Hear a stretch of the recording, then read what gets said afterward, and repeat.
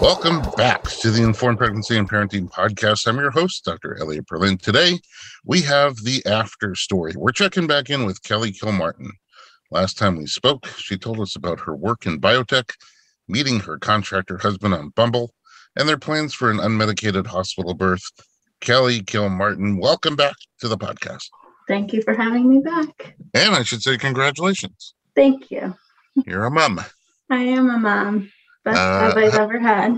Oh, well, that's good compared to biotech. I love it. How old is your baby today? A week and 3 days. Okay, so about a 10-day-old. 10 days. Let's jump right into it. Last time I saw you, you were, I don't know, at least 39 weeks. Yes, I was. How was the last couple of days, weeks of your pregnancy? It was not so bad. I think towards the end, it was more mental than physical for me, that I was just waiting and had no idea when the baby would come. And it's kind of a lesson in letting go of control, which I've had to do a lot of lately. I bet. And when you say mental, just the uncertainty, the uncertainty really gets to me, not knowing. And just kind of sitting. I had stopped working because my brain wasn't working properly anymore. But, just sitting around kind of trying to take it easy, resting, waiting for the baby, just get in your head a lot. So that was kind of where I was at in the final days. And I went for a massage the day after my due date. So I was due and, kind of every day passed, the dates and the due date passed, and I was thinking, like, I wonder how late I'm going to go, And I went and got a massage that day after my due date. And she was like, I can hit on your induction points if you'd like me to. And I said, yeah, I think I would like to. Yeah, with a sledgehammer. Yeah. So I was starting to, think about those things, like, what can I do to induce but not actually induce? Just do it naturally without having to end up going in to get induced. Just as a recap, you switched in the middle of your pregnancy from obstetric care to midwife care, midwifery, with midwives that deliver at home or at a hospital. Your plan was for hospital. Yeah. Okay. Were there other things that you did besides the induction point massage to try to get the birth ball rolling? I had Jeff, my husband, hitting the points on the feet that they say will induce. I ate lots of pineapple. I was eating lots of dates kind of leading up to the end of the pregnancy, just to soften the cervix. Do you like dates? Or do you normally eat dates? I don't normally eat them now. So this is like a deliberate effort. Yeah, there were a lot of deliberate things going on at this point. Mm-hmm. I went on lots of walks and just tried to, keep my body moving as much as I could in those final days. And were you comfortable physically walking? I was slow, definitely slow, but, more comfortable than I think a lot of people are in the end. I felt kind of blessed. My discomfort usually came with sleep, and in the night, moving around during the day wasn't as bad for me unless it was all day. And nighttime, like the part of you that's pushing into the bed? Yeah, my hips were sore. I had a lot of pubic pain in the night with movement and just switching sides and getting out of bed. And, you have to get out of bed a lot when you're peeing every 5 minutes. So. Yeah, otherwise it gets really uncomfortably wet. Yeah, exactly. Mm-hmm. So, actually, you feel like those things help get the situation going? I think that the massage with the induction points was what did it. Okay. Yeah. So I went on the day after my due date and got the massage. She'd been somebody I'd been seeing for prenatal massage a couple times throughout the pregnancy, and she was wonderful. And she always helped my body feel better. And I had no idea she could do induction massage, but it just so happened that she said it had worked with others, and it happened to be the day after my due date. And I said, yeah, let's try it. I'll try anything at this point. I mean, I just love for you to describe what's different about induction massage. I didn't know what was different, to be honest. Yeah. Intention. Somebody said, what were the points? And I said, I don't know, because it just felt like a normal massage, but she just must have been hitting certain points while massaging that. I didn't know where the points, but it felt great. Good. That's important. And actually that night my water broke, so I think it worked. Wow. What time of night? It was about 9:45 when my water broke. I was getting ready for bed in the bathroom, and I was kind of bending over trying to get something out of the cabinet beneath the sink, and I just felt it kind of pop. Oh, and, did you hear a pop? I don't think I heard it. You felt a pop. Yeah, I felt like something broke in me. And then the gush of water. And I said, Jeff, my water. And he was like, what? Like thinking I needed him to get me water. And then I was Clean like, up on aisle 12, Jeff. My water just broke. And then, from there on, I soon after started having contractions. We called the midwives right away, and they hadn't started yet, but we got on a call with Lilith, one of our midwives, and she kind of talked to me through what we should do at that point. And, I had read a million things and learned a million things, but in the moment, you kind of forget everything. Like, what should I do? Yeah. What did they recommend at that point? At that point, she just said, now's the time to get some rest. Try and sleep through the night. I hadn't started having contractions yet when we called, because we called immediately. But she was like, they'll probably come on or they might not, but at least try and get in bed and get some rest while you can now. And if you can eat something and kind of just take it easy for the night, then we can reconnect in the morning. And I actually had an appointment scheduled with her the next morning. So she said, we'll see how it goes if you come here or not in the morning, but try and just rest through the night. So that's what we did. Rested through the night. Yeah. So when your contractions started, were they uncomfortable? Were they familiar? In the beginning, it was definitely not familiar. I had heard people compare it to period cramps. I guess I could in the very beginning compare it to that, but it wasn't long that it switched to being a lot more intense than a period cramp to me.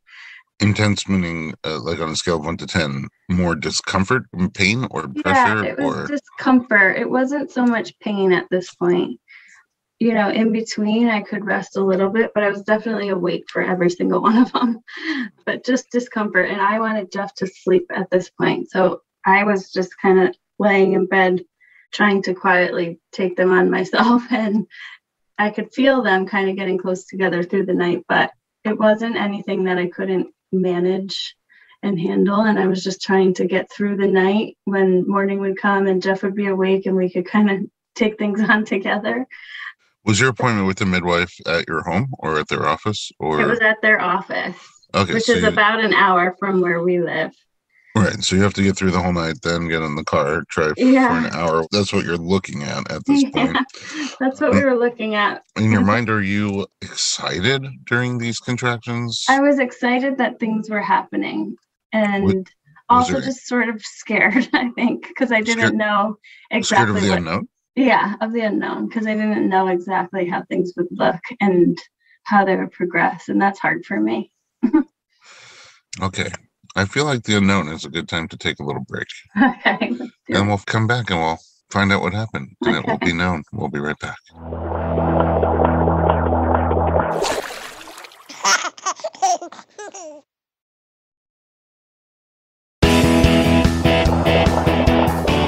Welcome back to the Informed Pregnancy Podcast.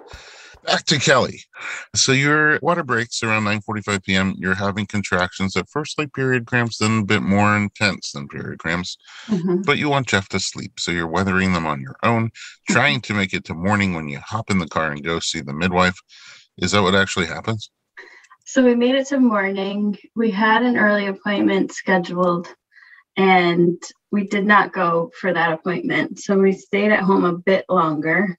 But when morning came, I think I ended up kind of shaking Jeff around 7 and just said, I've been having contractions all night. Like, this is really happening now, and they're getting really close together. I can feel that they're close together. I had an app where I was kind of timing them, and they did seem to be a lot more intense and a lot closer together. And I said, I think this baby's going to come really fast. Okay. And Jeff said, okay, like, what do we do? Like, I'm going to pack the car. And he got everything ready. We had, a bag packed with snacks. He made me oatmeal and had me eat something. And we were just trying to do all the things that we had learned throughout the pregnancy that we would do when this moment happened, in more of a frantic fashion than probably what we would have imagined. But he packed up the car and he brought our comforter and kind of laid it down in the backseat of the car for me to kind of sit on throughout the drive. That was about to be an hour ahead of us, maybe even more. Time was all warped for me, so I don't remember all the timing of everything, but I remember the car ride feeling very, very long. So we left the house around, I would say, 8:30 and headed towards the midwife's office. And I just kind of moved positions around in the back seat the whole way, just having contractions, and Jeff calmly got us to our destination. Did you feel like the surges were still picking up, intensifying on the car ride? I did. I was convinced that the baby was going to come by noon at this point. They were so close together. Were you feeling other things like lower body pressure? No, I wasn't. So you're basing it on the contraction pattern? I was basing it on contractions alone. Okay. Yeah. And maybe some wishful thinking. Who knows? Yeah, and wishful thinking for sure. What time did you get to the midwives?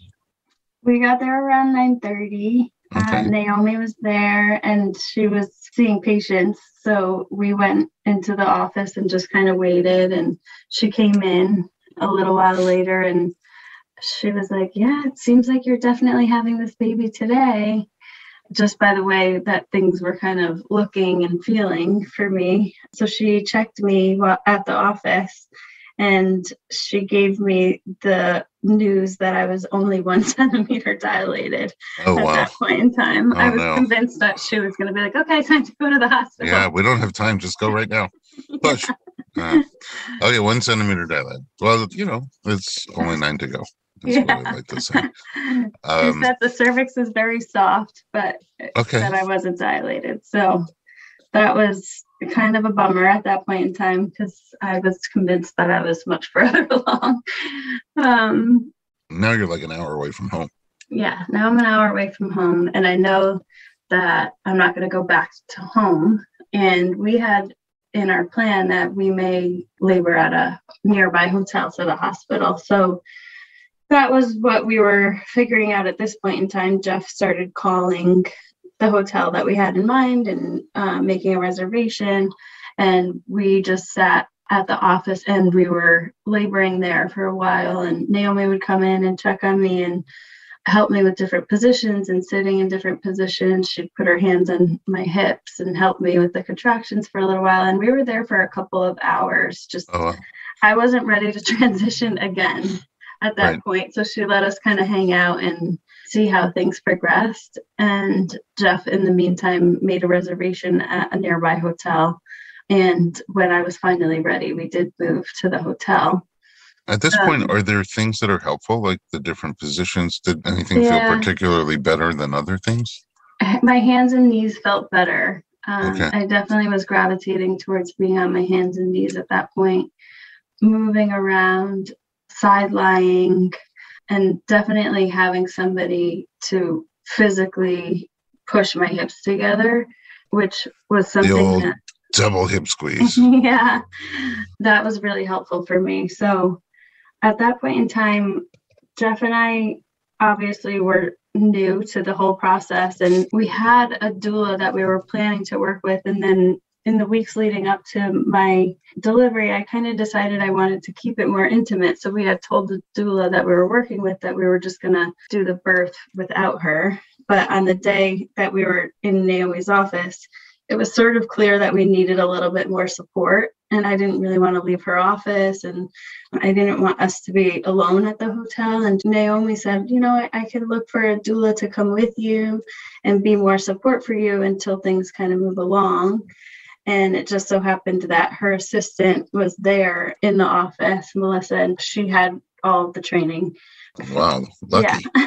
It was like divine timing. So Melissa came with you to the hotel? She did. She ended up coming with us. She brought us food and showed up shortly after us, and she was everything to me that day.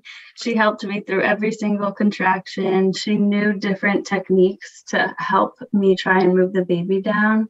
She walked me through the miles circuit, which was 30 minutes in 3 different positions that would hopefully help the baby come down and get in the right position to progress me. Because at this point, when we got to the hotel, the contractions were getting much further and further apart. And I don't know. Oh.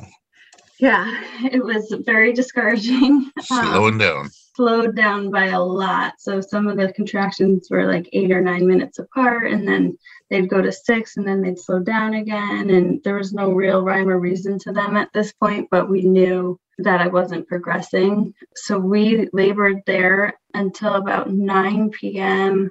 when Naomi came to check me again. So we were there for hours, and I just was sort of going backwards, even though we were doing all different things to try and get the baby down. I would go sit on the toilet a lot. That helped me to kind of have a contraction on my own. It was almost like every time I sat on the toilet, a contraction came and I could get myself through it. And that felt good to me. I had heard a lot of people's stories that the toilet was a place that was comfortable for them. So I retreated to it, and it was that way for me too. But, Melissa would have me come off the toilet, go on the bed, do hands and knees or side lying. She had a peanut kind of birth ball that I would use for side lying, but none of it seemed to progress me. Naomi came around 9 p.m. And at this point, my water had been broken for about 24 hours. Yeah. So obviously concerning to the overseeing OB that we had that would be seeing me at the hospital when I came. And he was sort of encouraging us to come into the hospital at that point in time. So Naomi did come. She did not check me manually because the water had broke. Yeah, the water was broken. So risk for infection. So she was trying to minimize how many times she checked me. And it was very clear that I was not progressed to the point where she needed to. So did he want you to come in for augmentation? Just to be there, I think, at that point in time. And it was just kind of an encouragement. It wasn't, let's get her here now. But just for closer monitoring, I guess. Yeah, closer monitoring. I think it just would make him feel more comfortable that I was there. And Naomi kind of talked me through what the options were at this point. I had been laboring for the 24 hours, and I was exhausted. And, in all the different positions, it was easier for me to move around a lot in the beginning. And now I was slowing down, and the standing positions were getting harder for me. I just had very little energy, and I, throughout the day, had eaten very, very little, just enough to kind of keep myself going, but I had no interest in any food. So I was definitely losing steam. And she laid out some options for me. If I go to the hospital, there's the option for medication to help me sleep through the night or, start progressing me. And at that point, I was still sort of trying to push for having zero medication, but it was becoming more of a reality that might be necessary just so that I could move things along. It had been so long and the water was broken, so it was a concern for infection. So we did end up moving to the hospital around 10 p.m. And, I had heard a lot that the transition to the hospital can be hard for people and make things slow down. And, it's an uptight environment for somebody who's not really wanting to be in the hospital. But for me, it actually made me feel so much more comfortable. And I think it was because I was in my final place. I didn't have to transition anymore because we had been home and then to the office and then to the hotel. And those transitions were all scary for me because I didn't want to be, checking into the hotel and having a contraction in the lobby. It was all very uncomfortable. Settling to you to be where you would be. Yeah, exactly. Okay. So I was happy. And a happy surprise for you. Yeah. We got a beautiful labor and delivery room, and I settled in. And at that point, we met the nurse who would be on for the night, who was close with Naomi. And that made me feel really comfortable. We had really great care in the hospital. And I opened up to the idea of doing something so I could get some rest, because What'd you do? So at first I was still trying to resist an epidural, and they gave me an IV medication that would hopefully take the edge off of the contractions and allow me to sleep for the night. Mm-hmm. And it did not do that. It actually, such luck. Oh, you had a hyperreaction to it? No, it made me loopy, and the contractions were still just as intense as they had been. So, no therapeutic rest for you. Yeah. Around 2 a.m., I finally gave in to getting an epidural and Pitocin so that I could move things along.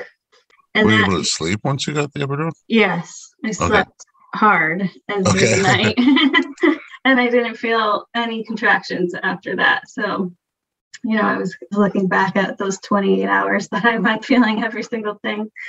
And at that point had submitted to an epidural and thinking, I could have done this so much earlier. But, I had a rigid plan in my head, and I knew rigidity was not something that was welcome in a birth plan. But, you get kind of stuck on what you think could be right for you. But in this moment, I knew that I needed something to help me rest, and that I needed to move things along. I'll be mad at myself if I didn't share with you my thoughts on a birth plan. Go for it. Which is that, to me, a birth plan is a flow chart. And on page 1 of your flow chart, you'll have the most natural birth that you can picture yourself wanting to try to experience. Mm-hmm. For some people, that's in a field squatting and eating strawberries. For other people, it's at home without a midwife or with a midwife or at a birth center. For other people, it's at a hospital with a midwife or an OB, vaginally, medicated, unmedicated, surgically. Everybody's got a different starting point. Like, that's the most natural they want to be. But that's just page 1 of a flow chart, right? Sometimes before you even get to labor, something will come up. There'll be a placenta previa or a breech baby or some kind of infection. And you don't even get to start on page 1. You go to the next page and the next page. And eventually, all the interventions are welcome because you're taking a detour. The road you wanted to go down as your primary choice is closed off. And so you take a different road to get to the same destination. It sounds like that's what's happening to you. I usually tell people that during pregnancy, but maybe I failed you. I like it though. And I think, just that being open and that it's okay when things take a different turn. And I think, in my before story, when we were talking, it's clear that I always knew that these options were on the table, and I'm sort of open to both. I have the side of me that wanted to be in the hospital, and that felt really comfortable when I got to the hospital, and there's also the side of me that would have loved to be at home, in a tub doing it naturally. But I do know myself, and I think that when it came down to it, the plan for the most natural way just wasn't the safest way to go at a certain point. And I always knew that I would do whatever was the right and safe thing to do for the baby. On that note, let's take a little break and then come back and find out the rest of the story.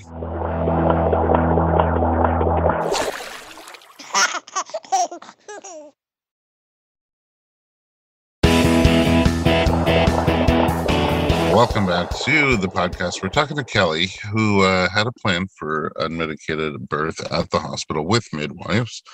And then as things unfolded, 24 hours went by with the membranes ruptured, kind of gets the doctors nervous about infection, and you bounced around from place to place, contracting at home, contracting at your midwife, contracting at a hotel, and now contracting in the hospital. Pleasant surprise for you at the hospital. You didn't feel more nervous, scared, or uncomfortable. You actually felt relaxed, and you had a very supportive labor staff. So you had also been pretty exhausted. So you tried to do therapeutic rest, medication in the IV that helps you relax and maybe not feel the full intensity of your surges. That wasn't for you. You got an epidural, you got Pitocin, and you got a hard sleep. Mm-hmm. What happens next? Naomi came to check me around 7 a.m. after my hard sleep, from about probably 3 on or 2 on. And she came to check me, and at that point I was 7 centimeters. So finally exciting. Yeah, it was the best news ever. And she said, "This is great," and asked me, "Am I feeling any contractions?" And she could see them happening. And I said, "I don't feel them. I don't feel anything."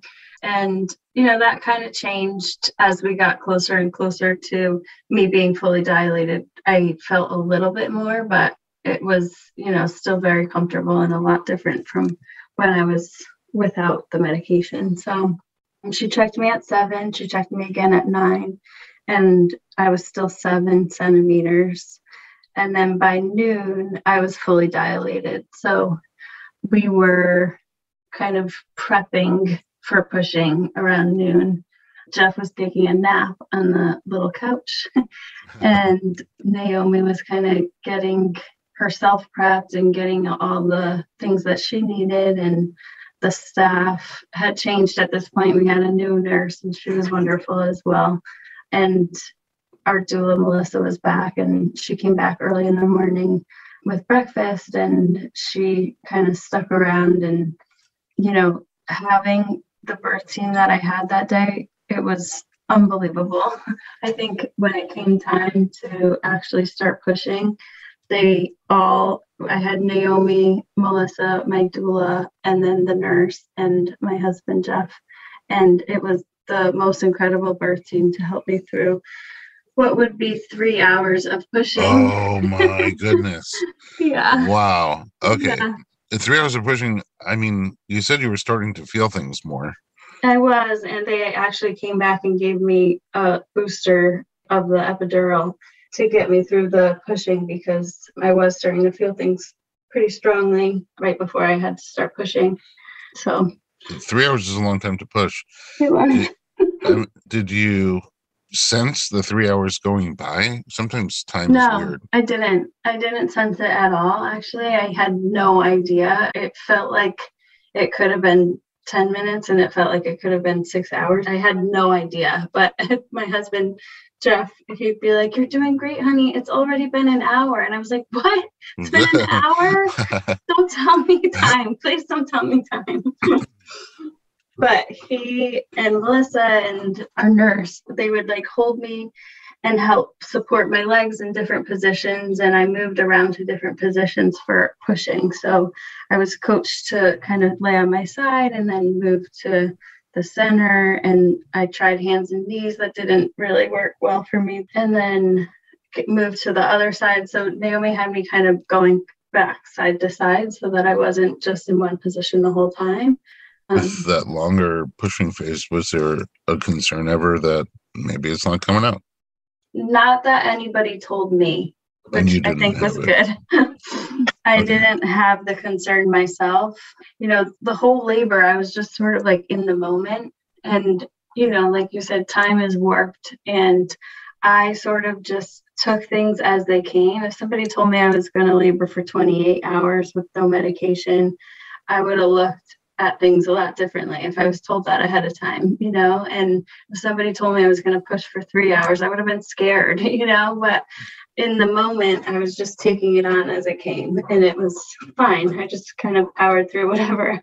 But I remember in the beginning of pushing, I was a little bit scared, and I wanted to take a contraction to push and then breathe through a contraction instead of using every contraction. And then as time went on, there was no question I needed to push with every contraction.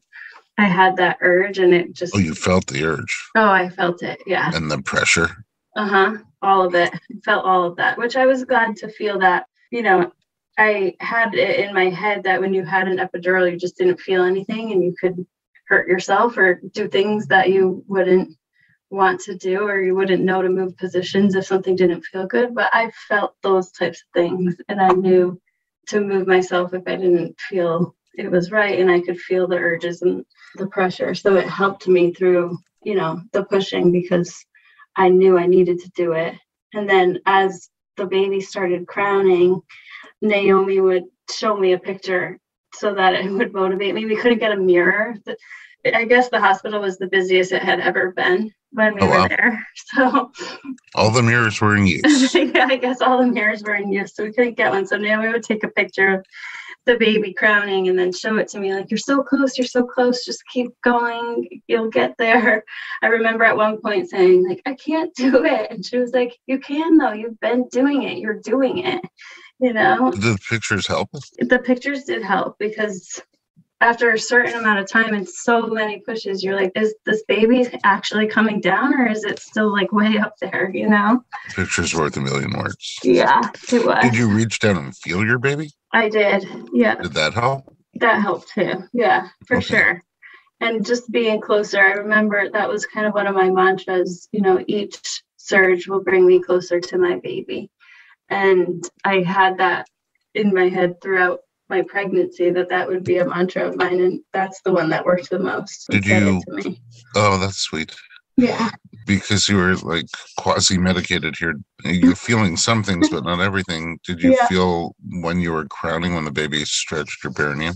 I did. Yeah, for sure. At that point, I could feel definitely that things were stretching. I could feel that the baby was really close. And when the baby was like, the head was halfway out, we stopped. There was no contraction. So I stopped and the baby was there, and we had to wait for the next contraction. So at that point, I could really feel it. There was so much pressure, and I didn't feel that I was tearing, but I did feel that pain in the perineum. But, is it the ring it's all of fire? Relative. I don't know. I've heard that expression before. I guess it could have been. I think if it was, the edge was taken off a bit by the medication, but I did feel it. And then once that next contraction came, at that one next push, the baby came out. So it wasn't that I got the head out and then I needed to wait again. The head was halfway out, and then the whole baby came out. Who caught?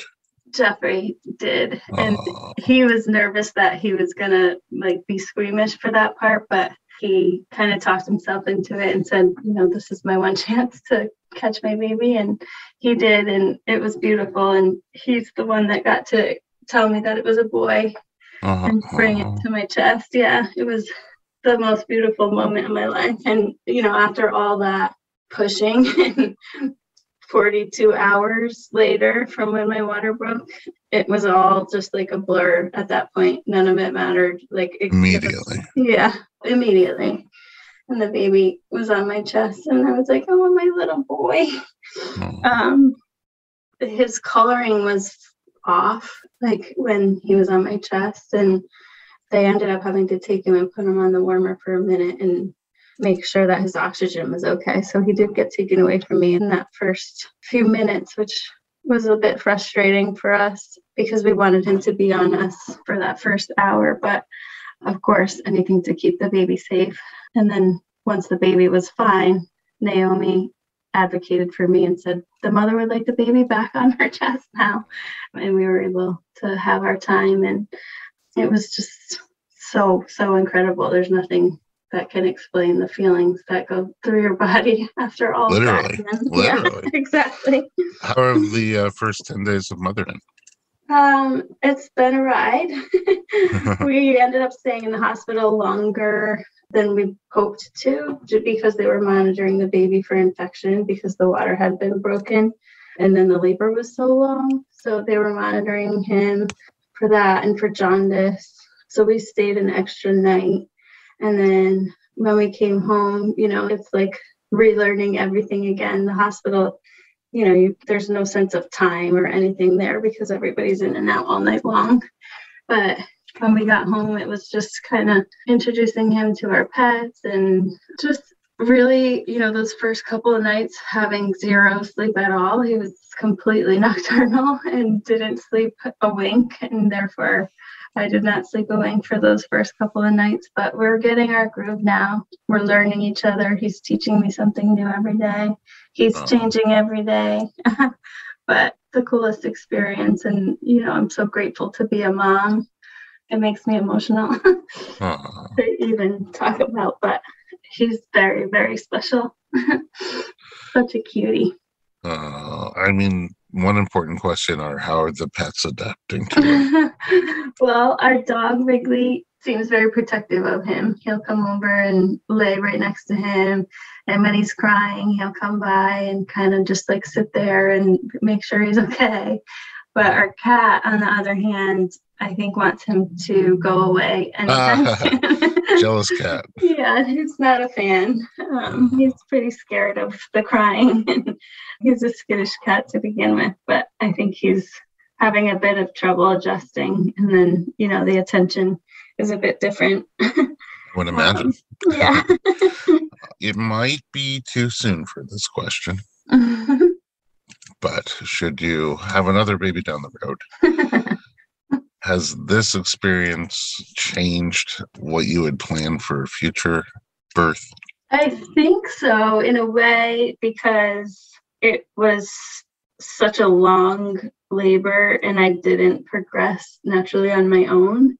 Because, the way we talked about it before was that I would love to do a home birth if this one goes as planned and things work out. So I guess I would question kind of my body's ability the next time around to progress naturally the way I would want it to if I were to do a home birth. But, our experience in the hospital was great. I feel like I had 3 different birth stories because I labored at home and then I labored at the hotel and then I went to the hospital. Yeah, I did the whole natural thing, but I just didn't finish it out that way. How big was he at birth? He was 8'6". Oh, that's a healthy baby. Yeah, Jeff and I were both big babies too. Maybe so it's I all those dates it. or who knows what. The cookies and the cake, maybe. Oh, that might have contributed. Kelly, you're amazing. Congratulations to you guys. Thank you so much. Thanks for having me on. I'm so happy for you. My cheeks hurt just listening to you tell the story. I've got this big smile on my face. You're an amazing person. I really feel honored to have worked with you, and now we just gotta find you employment in a field that you love. Yeah, exactly. Thank you so much. You're welcome, and thanks for listening to us here at Informed Pregnancy. If you want to connect, visit us online at Dr. Berlin, DoctorBerlin.